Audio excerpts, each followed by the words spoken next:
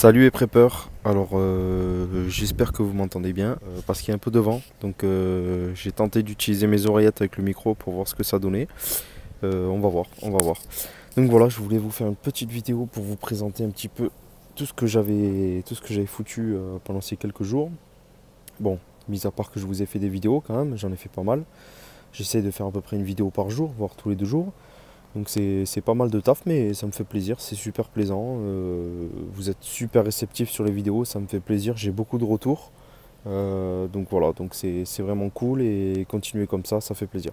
Voilà, donc ça, pour ceux qui l'ont vu, petite cabane pour les oiseaux. Donc j'ai pas mal de petits oiseaux type rouge-gorge, etc. Qui sont sur mon terrain. Quand je dis pas mal, j'ai quelques nids, je dois en avoir une cinquantaine. Donc j'ai fait cette petite cabane pour eux. Ici, de la nourriture. Voilà, juste là, des petites graines et un peu de tout là. Voilà. Là, pour s'abriter, tout simplement, et puis se percher ici. Puis voilà, donc petite cabane sympathique pour les oiseaux. Je pense à eux. Je vais vous faire un petit tour du jardin, de tout ce que je fais un peu en ce moment, et puis voilà. La dernière fois, j'ai tondu la pelouse, donc j'ai mis l'herbe sur mes carrés potagers, comme vous pouvez le voir. Voilà. J'ai mis de l'herbe pour préparer un peu la terre. Là, je vais vous montrer, c'est une terre qu'on peut vraiment creuser à la main. Vous voyez, on peut creuser à la main et presque même sans se salir. Donc ça, c'est une bonne terre, ça. Ça c'est vraiment le top. Il n'y a rien à dire, c'est parfait. Bien préparé. Voilà les preppers. Alors, je vais vous parler un petit peu de mes semis. Il n'y a pas longtemps, ça a merdé grave. Ça a merdé pourquoi? Déjà de un parce que j'arrosais trop, même connerie que l'année dernière, je sais pas pourquoi. Je sais pas pourquoi je réitère la même connerie. Donc j'avais trop arrosé et également parce que je les avais sortis à l'extérieur et ces derniers temps on a eu pas mal de vent.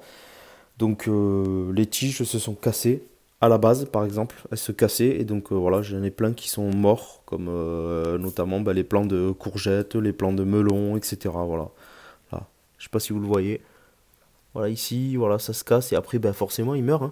Donc, je commençais à avoir beaucoup de pertes. J'ai commencé un peu, entre guillemets, à m'affoler, à me dire putain, mais qu'est-ce que je vais planter?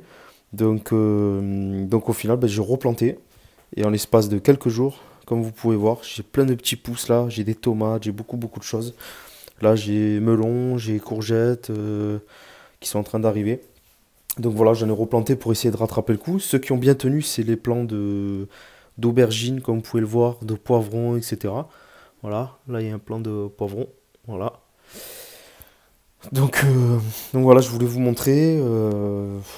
Voilà, au final, la morale de l'histoire, on apprend de ses erreurs et on avance, et puis on évolue et on apprend à chaque fois. Et puis voilà, donc là j'arrose un peu moins, je les laisse dans la maison, ce coup-ci je les sors pas. Comme ça ils restent à la même température. Et puis comme ça je suis tranquille. Également, je voulais vous parler d'une petite hachette que j'ai achetée chez France Ops. Pour ceux qui ne le connaissent pas, on avait fait un jeu concours il n'y a pas longtemps avec lui. Il avait fait gagner pas mal d'objets à vous, à mes abonnés. Donc j'ai passé commande chez lui. J'ai fait une commande, il y en a eu à peu près pour 100 balles là. Des petits trucs qui me manquaient. J'ai acheté une petite trousse de secours là, les petites conneries. Et puis je me suis pris cette petite hachette. Comme vous le savez, j'adore les haches, les hachettes, les couteaux. J'adore ça. Donc j'ai pris cette hachette et honnêtement, vu le prix, j'ai quand même halluciné. J'ai payé ça, je crois, je vais pas vous dire de conneries, je crois 17 euros. C'est la marque Albinox. C'est juste incroyable quoi. Elle est tranchante qu'elle en peut plus. Le pic là, putain, je l'ai tanké dans des. Voilà, regardez. Ça fait des trous pas possibles. Elle est vraiment géniale. Elle est ultra légère. La prise en main, elle est vraiment incroyable. Enfin, franchement, je suis tombé amoureux de cette petite hachette. Je la prendrai la prochaine fois que je ferai une petite sortie bushcraft. Je la prendrai pour tester ça en forêt. Mais elle a l'air vraiment de bien couper et elle a l'air très solide. Je pense qu'on peut taper là-dessus sans problème. Ça doit faire bien 2 mm, donc il n'y a pas de souci. Donc voilà. Non, franchement, je suis super content. Donc pour ceux qui connaissent pas le site, donc c'est France Ops, donc OPS. Vous pouvez aller sur son site, il livre même pendant le confinement, c'est ultra rapide, il n'y a aucun souci par rapport à ça, il a tout en stock et il est super efficace. Donc pour ceux qui ne le connaissent pas, je vous invite à aller jeter un œil. Pour le poulailler, je reviens sur le portique électronique. Il y avait quelqu'un qui m'a posé la question il y a un petit moment, je crois que c'était EzoBook, qui m'avait posé la question comment ça fonctionnait, il voulait avoir un petit peu plus de détails. Donc c'est pas compliqué, vous avez un boîtier comme ça, voilà, vous cliquez dessus, il vous affiche l'heure, juste ici. Donc là vous cliquez, hop, il vous met le menu, vous pouvez choisir la langue. Ensuite vous faites défiler le menu, réglage de l'heure. Ensuite, vous avez porte étalonnage. Ça, c'est pour étalonner la porte dès le départ. En fait, pour déterminer quand il s'ouvre, où est-ce qu'il s'arrête, et quand il se ferme, où est-ce qu'il s'arrête également, au niveau du bas, en fait. Donc ça dépend aussi de votre poulailler. Ensuite, nous avons réglage ouverture. Alors, il y a marqué horloge. Il y a 3 modes différents. Il y a soit manuel, c'est-à-dire que c'est nous tous les matins qui venons et qui appuyons ici pour l'ouvrir. Donc, il faut rester appuyé. Ça permet d'ouvrir légèrement la porte, enfin entièrement. Il y a également horloge, c'est ce que j'ai mis moi, donc c'est moi qui définis l'heure à laquelle il s'ouvre et à laquelle il se ferme. Et troisièmement, c'est par rapport à la sonde diurne, donc qui est ici, je vous le montre, voilà, ici c'est une sonde. Et en fait, la porte s'ouvre chaque fois que le soleil se lève, donc la sonde va détecter de la luminosité. Et à ce moment-là, la porte va s'ouvrir. Dès que la luminosité va baisser, la porte va se fermer. Donc voilà, c'est comme ça que ça fonctionne. Il y a des rafales de vent. Donc j'en reviens. Hop, porte étalonnage. Voilà, réglage ouverture. Donc c'est tout simple. Fermeture, c'est le même principe. Je ne sais pas si vous voyez bien. Voilà, horloge. Moi j'ai mis sur horloge. Voilà. Ensuite vous avez réglage luminosité. Niveau de luminosité, vous pouvez le régler. Et ensuite vous avez sorti, voilà, tout simplement. Donc il suffit juste de temps en temps, assez rarement, hein, de graisser un petit peu ces pièces là, hein, parce que la porte coulisse quand même. Ça tient par un fil qui est très très fin mais qui est quand même assez résistant. Et voilà, ça fait le job, ça s'ouvre tout seul, ça se ferme tout seul. Elle est connectée à un panneau solaire parce qu'en fait à l'intérieur il y a des piles. Alors j'ai essayé au tout début de mettre des piles basiques. Et honnêtement, ça tient pas longtemps, ça a tenu, je crois, 15 jours, 3 semaines. Donc j'ai dit non, mais là, c'est pas bon. Je veux être, si je mets un portique comme ça, c'est pour être le plus autonome possible. Donc j'ai décidé de connecter ça à un panneau solaire. Donc c'est sur le même site en fait où on peut acheter ça. Donc tout simplement, j'ai mis des piles rechargeables à l'intérieur. J'ai connecté le panneau solaire qui est ici, que vous avez déjà vu. Voilà, il est un peu pourri, mais il fonctionne à merveille, orienté sud à peu près 30 degrés et ça fonctionne super bien, voilà, tout simplement. Donc voilà pour les infos, pour EzoBook et pour tous ceux qui ont des poules et qui souhaitent vraiment être autonomes. Voilà, comme je vous avais dit, je m'occupe pas de mes poules, honnêtement, ça s'ouvre, ça se ferme tout seul. Là, concernant la bouffe, oui d'ailleurs je voulais vous dire, avec les nouvelles poules, c'est super parce qu'elles sont super malines et elles vont sur le balancier. Donc quand elles vont sur le balancier, hop, ça s'ouvre et ça leur donne accès à la bouffe. Voilà. Donc bon, elles en foutent un peu partout, il y a des graines partout autour là. Elles ont eu un peu du mal au début, donc j'ai dû mettre la pierre.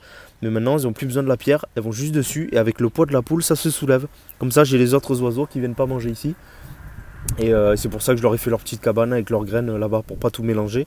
Parce que sachez que les autres oiseaux peuvent emmener ce qu'on appelle des poux rouges sur vos poules. Ils peuvent être porteurs de poux et en mangeant, ils peuvent en déposer. Vos poules arrivent après et puis elles peuvent en avoir. Voilà, tout simplement. Donc il faut faire attention à ça pour ceux qui ne savent pas. Pour l'eau, j'ai ceci. Contenance, je sais plus exactement. Je crois qu'on est à 12 litres. Pour 2 poules, ça suffit largement. Je le recharge à peu près une fois par semaine, on va dire. Donc c'est plutôt cool. Et là, là c'est pour récupérer les œufs, tout simplement. Voilà, ils ont pas mal chié. Ils m'ont fait des gros pâtés. J'ai ramassé les œufs ce matin. Voilà. Donc c'est ça, être autonome avec les poules. Hein. C'est pas se prendre la tête.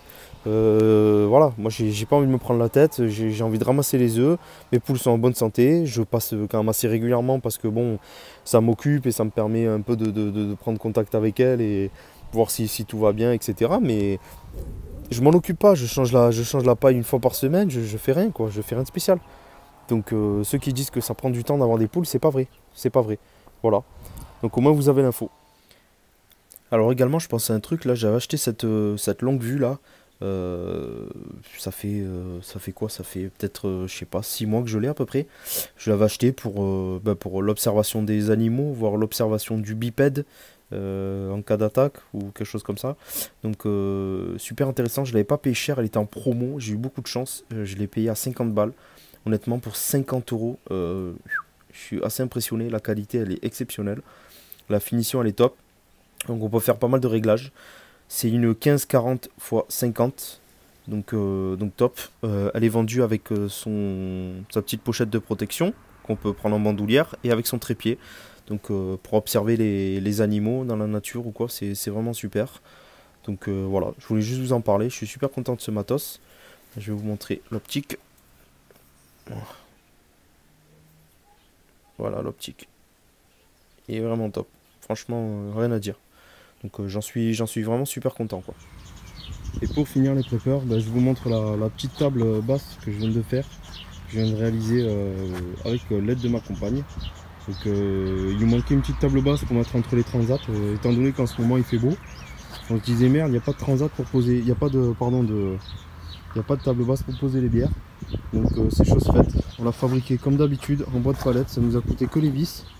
Elle n'est pas parfaite, mais c'est ce qui fait son charme. Voilà. Donc je vous la montre. 4 pieds.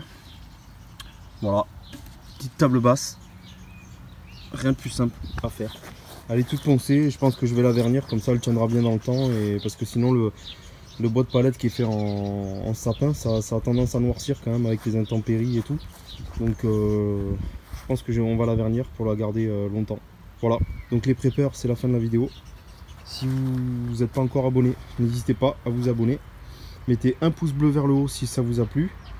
N'hésitez pas aussi à mettre la petite cloche de notification pour vous avertir des prochaines vidéos. Et vous êtes de plus en plus nombreux, donc ça fait plaisir. N'hésitez pas à partager ma page YouTube autour de vous, à vos amis, votre famille. Et puis voilà, je vous dis à une prochaine. Ciao les preppers.